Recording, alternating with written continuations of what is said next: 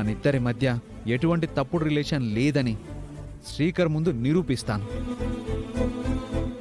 వేదవతి కుటుంబానికి నీ గొప్పతనం తెలిసేలా చేస్తాను. Trust me Avani, please. నన్ను క్షమించానని ఒక్క మాట చెప్పావని నాకు మనశ్శాంతిగా ఉంటుంది. లేదంటే ఈ తప్పు నన్ను దహించి వేస్తుంది. సరే సత్య, ఇంతగా అడుగుతున్నావు కాబట్టి క్షమిస్తున్నాను. Thank you so much. ఇక మీదట నీ మనసులోకి ఎటువంటి చెడు ఆలోచన రాకూడదు. మనం స్నేహంగా ఉందాం. మన మధ్య స్నేహం మాత్రమే ఉండాలి. అలాగే. అత్తయ్య వాళ్లకు రాబోయే ప్రమాదానికి పరిష్కారం ఏంటి? ఎలా డీల్ చేయాలో నేను చూసుకుంటాను. ఏదో విధంగా కేసు రీఓపెన్ చేయిస్తాను. సుప్రీంకోర్టు వరకైనా వెళ్తాను. వాళ్ళకి న్యాయం జరిగేటట్టు నేను చూసుకుంటాను. వాళ్ళకి ఎటువంటి ఇబ్బంది కలగకుండా చూసుకుంటాను. ఇక మీదట నా ధ్యేయం ఒక్కటే, నిన్ను శ్రీకర్ని కలపడం.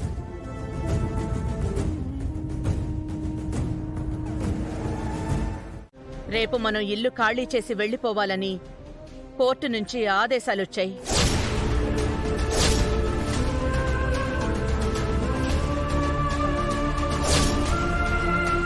మనకి ఇలాంటి పరిస్థితి వస్తుందని నేను ఎన్నడూ కల్లో కూడా అనుకోలేదు.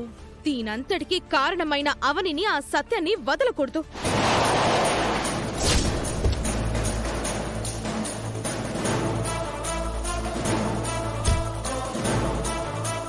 పల్లెటూరు పోదామంటే అక్కడ ఉండటానికి ఇల్లు లేదు. ఉన్న ఈ పరిస్థితుల్లో వెళ్ళి అందరికీ మన మొహం చూపించుకోలేం. అలా అని సిటీలోనూ ఎక్కడా ఉండలేం. ఏం చేయాలో అర్థం కావడం లేదు. బయట ఎక్కడో చోట గుడిసె వేసుకుందాం. లేదంటే అందరం కట్టకట్టుకుని ఏ సత్రానికో వెళ్ళుందాం. తప్పే ఉంది? సత్రంలోనా? అమ్మో, నా వల్ల కాదు. ఆహా, పలకనమో ప్యాలెస్కి వెళ్దాం, వస్తావా?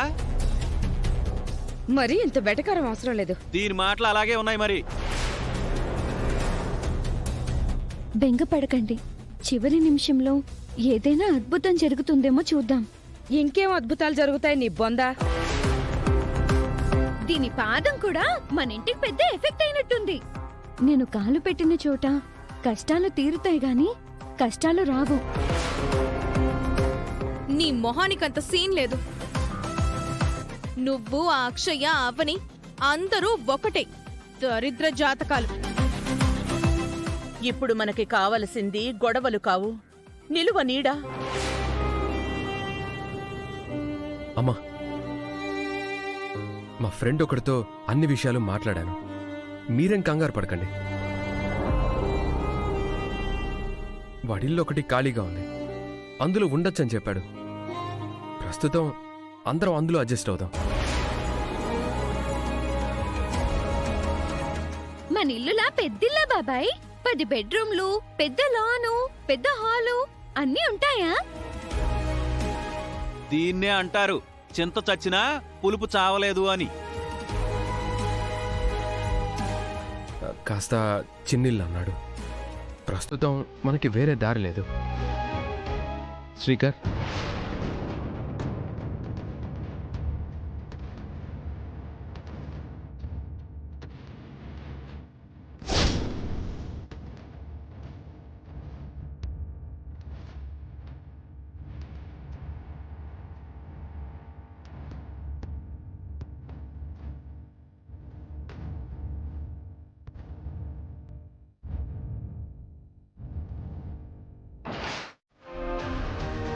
అవని ఏదైనా మాట అంటున్న ప్రతిసారి నీకెందుకు అంత కోపం వస్తుంది?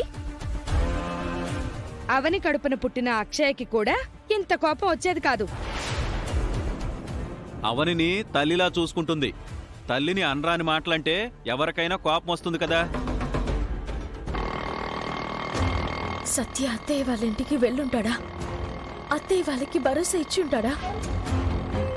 సత్య మాట వాళ్ళు వింటారా?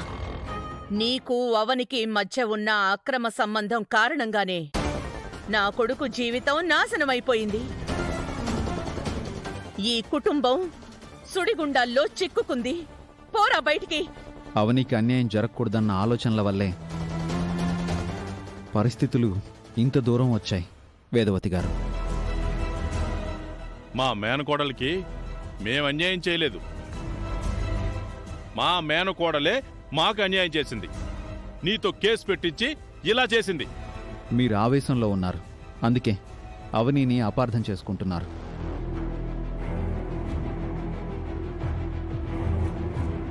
కేసుకి అవనికి ఎటువంటి సంబంధం లేదు.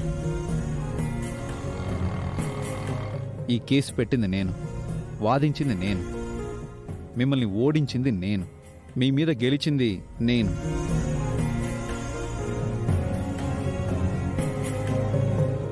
ఈ గెలుపుని అవని ఆనందంగా తీసుకోవడం లేదు, మీ ఓటమిని తను తట్టుకోవడం లేదు.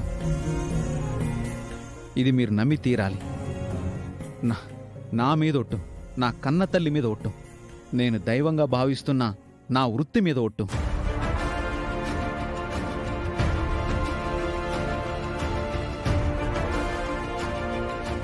నాది తొందరపాటు చర్య, అందుకు నేను మీ ముందు తల వంచి ఒప్పుకుంటున్నాను. చేతులెత్తి క్షమాపణ వేడుకుంటున్నాను. అలాగే నాకు ఒక్క అవకాశం ఇవ్వమని కోరుకుంటున్నాను. అవకాశమా? ఎందుకురా? మా అందరికీ యావజ్జీవ కారాగార శిక్షను లేదంటే ఉరి శిక్షను వేయించడానికా? కేసు రీఓపెన్ చేయిస్తాను, మీకు అనుకూలంగా వాదిస్తాను, మీరు పోగొట్టుకున్నవి తిరిగి మీరు పొందేలా చేస్తాను. అందుకు అవకాశం ఇవ్వమని అడుగుతున్నాను. It's my promise.